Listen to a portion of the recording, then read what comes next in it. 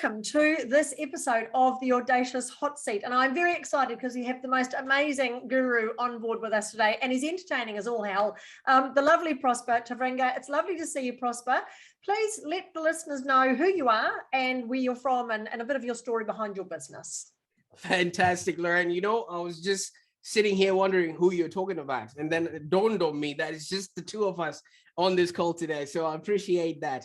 Absolutely. Now, as you have said, Lauren, my name is Prosper Taurvinga, and I was born in Zimbabwe, and I've just I moved to Australia about 11 years ago and started my digital marketing agency, where we are helping consultants and other small to medium businesses to make sense of the world around them. Yeah, brilliant. I love it. It's funny, actually, Prosper, it's something else we've got in common. It was about 11 years ago, or just over 11 years, I moved to Australia as well. And my major challenge, I'm sure, was yours, was very similar in that you had no contacts here, right? You had no one that you knew here that you could go, right, let's start a business. Let's get into this. Was that a big problem for you?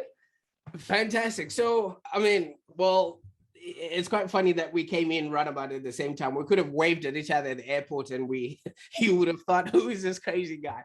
But, you know, like what you've just said, you know, when I arrived in Australia, I knew no one. You know, I was just coming to Australia for greener pastures, having come from a country that was not exactly war-torn, but we were on the verge of getting to that. But we were having a lot of financial problems that really prompted me to come to Australia. So as I arrived here, I had nothing but a backpack full of hopes and dreams, and hoping that I would, you know, get a piece of the Australian dream, you know. And, you know, back in that time, Melbourne was regarded as one of the most livable cities in the world. So that was appealing in and of itself, that I was going to at least try and create a better future for myself and whatever family I was going to have after that. So, yeah, pretty much. So you came to Australia with a set of skills. Have those skills been of any use to you, or have you had to just completely change what you do now that you're here in Australia? Fantastic. You see, the one skill that I think I have is the gift of the gab. I think I can talk, and the more you can talk and connect with people, the more opportunities and you know, adventures come into play. The first job that I did literally was work in a restaurant, and that is not what I'm doing right now. I was washing pans and pots, you know, at the back of a very famous and well-known restaurant here in Melbourne. But getting back to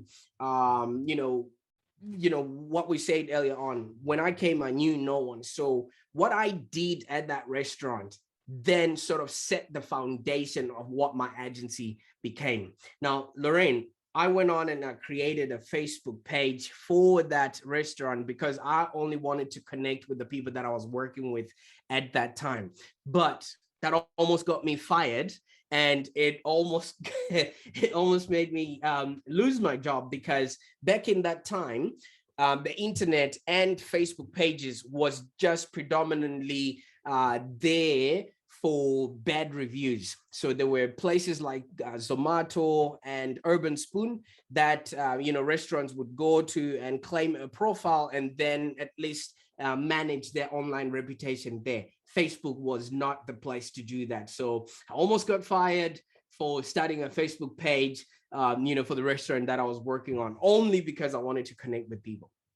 That's hilarious. I love that, because now, if you look back on that, that's where you live now. You live in that digital world, building people's profiles, making them be, you know, really known and noticed online. Isn't that hilarious? So you almost were ahead of the game. You were ahead of yourself in terms of where you saw business going. When did it change for you, Prosper, that you thought to yourself, right, I'm going to get out of this, you know, restaurant job. What made you decide to start your own agency and get into that digital world? Fantastic. You're absolutely right about being ahead of the game, because you can only connect the dots looking backwards.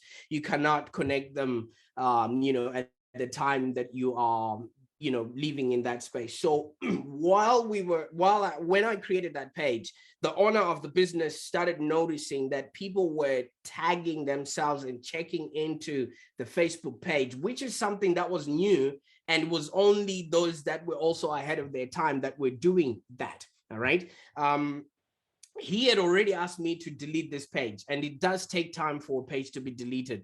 But in between that time, people started tagging themselves and taking photos and adding the page, and it almost started organically creating itself and being a body of content. Now, as soon as he noticed that side of attraction, he told me to stop whatever I was doing in the kitchen and come upstairs and start working on the computer. That's what he called it. You do the computer now. So, I was still shaky. I didn't even know what I was supposed to be doing then. And I went to the library, took books on social media and marketing and everything else. And then I just started studying just so that I don't get caught out.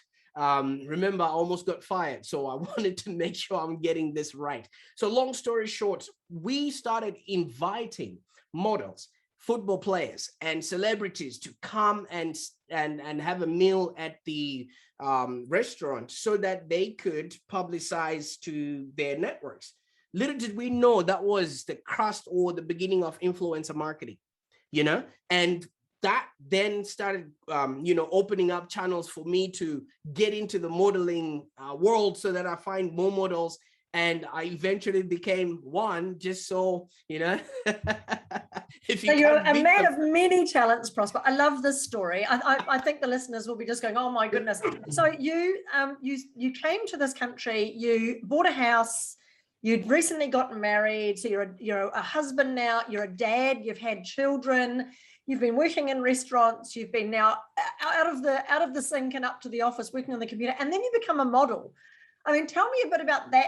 I mean, obviously the age of the influencer was just very, very new. What was that experience like, stepping over into that world? Absolutely. So we started discovering that models actually don't get paid to appear on most magazines or to appear on social media. That was a very cool discovery, because a lot of people think they get paid. There's what's called time for print or exchange or contra, where they exchange their time, their face for goods and services. So I started noticing that a lot of the models that we were bringing in, they didn't quite have anything else after that, or they didn't quite have any other jobs lined up for them. So I then took it upon myself to create a platform where I started getting models jobs, and we called that Iconic Image Melbourne, right? We started doing networking events for models and everything else. And I think that's when I came across your office and I got interviewed in the Y magazine.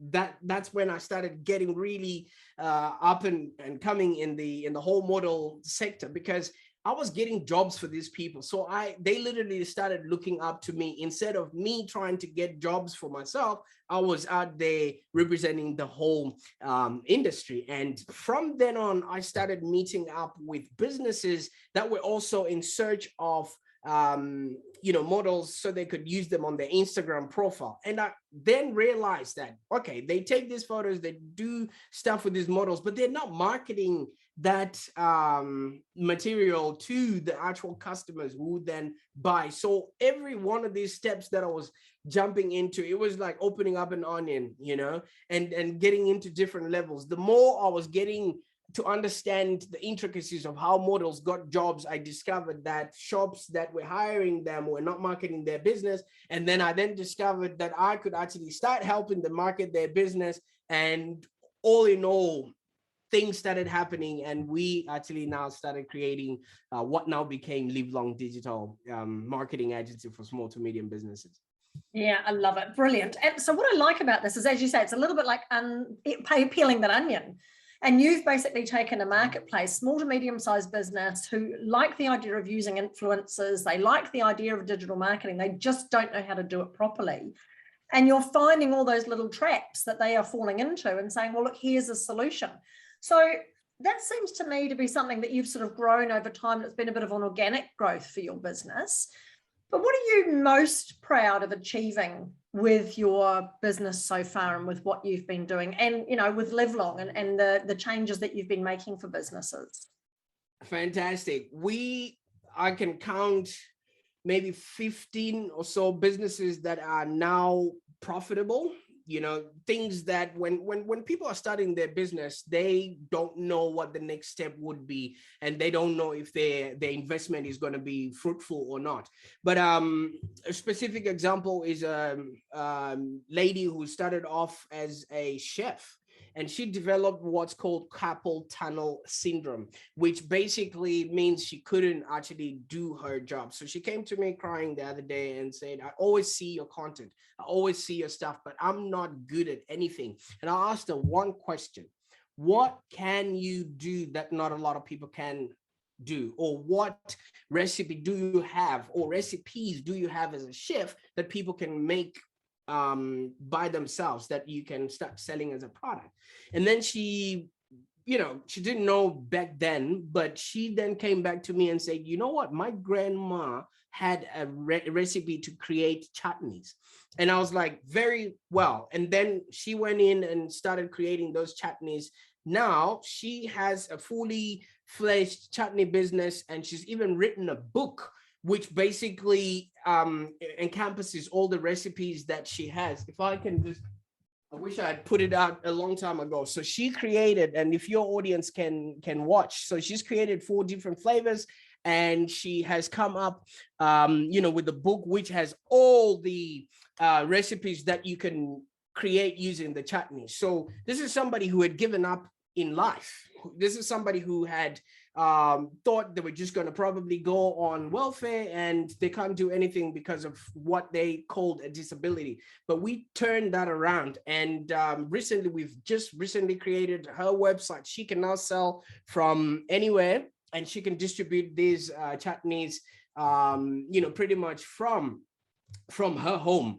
And it's small things like this. You know, we've helped people that have later on became the Real Housewives of Melbourne launch their you know, clothing brands. We've launched a few books out there that are changing people's lives. So it's so many things that are happening that come through our desk every single day at Live Long Digital, that it's not really you know, you never know who even this video is going to change, or who you know, your work is going to touch. So I just, yeah, we just keep working with people up until, you know, their businesses are profitable and enjoyable. I love it. Such great stories. And those successes, I mean, it's so nice, isn't it, to see your clients succeed. They're a real reflection on how you can help people. So for those who are listening to the podcast, the book is called Fusion Safari, if you want to go and check it out. If you like the idea of trying out those chutneys, which I definitely do. So go and have a look at that. Prosper, when you worked on, look, the book is dedicated to Prosper. Oh, that's awesome. You even have a dedicated, that's a sign, Prosper, of how much your customers and your clients care about what you do with them, and the effect that you have on them. Speaking of which, what did the Audacious agency do for you? Absolutely. So as you would notice, if somebody's listening, they might just think my message or my target market is all over the place. I remember sitting with you, I think that was the beginning of the year, and I was like, okay, we've created this whole thing. We've created all this noise in the marketplace. Can you help us really hone in on our messaging? Can you help us really clarify our message? And can you help us really figure out what media to go for? And I think we said for 45 minutes, and we created a document which now really speaks to the messaging that we have in the business. And also we also went on and picked up a niche. Yes, we can work with other small to medium businesses, but I think we get the most results for coaches and consultants who have an online business that we can sell, you know, for them, you know, with automated messages. Yeah, absolutely. And it's an awesome audience that you've picked, because quite often coaches and consultants talk a lot about the solutions they provide, but very rarely do they talk about the problems that they solve. So they need that presence and that SEO and everything else to be working for them. If you are listening, this is the Audacious Hot Seat, and there are more episodes just like this one available on our YouTube channel, The Audacious Agency, or you can pick us up, The Audacious Agency Hot Seat, wherever you get your favorite podcasts. Now, Prosper, if I can get you for a moment to go back maybe to when you first arrived in Australia, everything was new, no contacts, you really weren't sure about what you were going to do. What's some advice you might give yourself 11 years ago to help you to get where you are today? That is an absolute great question, because I wouldn't be able to tell Prosper from 11 years what to do, because he just did whatever he wanted anyway. But what I can say is leave each day like it counts. You know what I mean? And remember, whatever you do is your choice, and whatever choice you're going to make is going to have repercussions and results later on. Because the best life that you're going to live is very unique to yourself, and do not compare yourself to others. Just focus on living your best life, and the best things will come, those that are aligned for you. And never ever stop learning, never ever stop exploring, and reach out to people like Lorraine, even on a Sunday when you're tired of thinking what's the next thing to do, and ask them, where can I get things published? It will change the projection of what you will be able to do, and all the experiences and the people that you meet along the way. So as you can see, it's not going to be a direct message. It's just whatever you're doing, do it to the best of your ability, because each and everything and every day counts. I love it. What a great message. And it's so important as an entrepreneur. You've got to have your own back, haven't you? You've really got to support yourself and be able to go, right, what can I achieve today that's going to make a difference? Prosper, in terms of SEO and what you do to help people really grow their brand and their awareness digitally, online, so people can find them, what's one of your biggest tips that you could give to listeners today that they should be doing? Maybe telling them, what could they go and do right now that might help them start to improve that? Fantastic. There are 3 M's in marketing, and it goes from traditional marketing, digital marketing, or even personal branding. Know who your target market is. People will never listen to marketing that is not directed at them, all right? And once you have that target market, make sure you clarify your message. That message has to be so clear that if somebody is a mile away, they will raise their hand and say, yes, Lorraine or Prosper are talking to me based on the fact that I am the right person for that message. And once you've got that target market and that message lined up, determine what is the best media to reach out to those people to. Because if you try and spray and pray and be everything to everyone, then you are literally going to dilute your message. You're probably going to show up in people's newsfeed when you're not welcome, and it's just going to ruin all the efforts that you have done. So make sure you've got your market and your message lined up, and then the media could always vary. So those are the 3 things that I think people should really focus on, and then the rest is just noise. I love it. It's lovely. What I love about the advice you're giving is that it's traditional. It's right place, right time, right message, getting everything aligned. But it is so important these days when there's so much noise and so much overwhelm. Prosper, it's been an absolute delight having you on the show. If the listeners want to know more about Prosper and Live Long Digital, there's a link underneath this broadcast. Please click on that and go and find out more. We've worked with Prosper, and I highly recommend having a chat to him and his team. You just never know what you don't know about your business until you get someone like Prosper and his team looking at it from the outside in, which is awesome. Thank you so much, Prosper, for being here with us in the Audacious Hot Seat. It's been an absolute pleasure having you here. Thank you for your stories and your inspiration. Is there any last thing you'd like to leave our listeners with? Oh, well, I appreciate you for this platform, Lorraine, and everything that you guys have done for my business. So if anyone is watching and listening right now, I have drank the Kool-Aid. And it's worth it, and it's awesome. Brilliant. Thank you so much, Prosper, and we'll see you again in the next episodes, guys. Bye. Bye.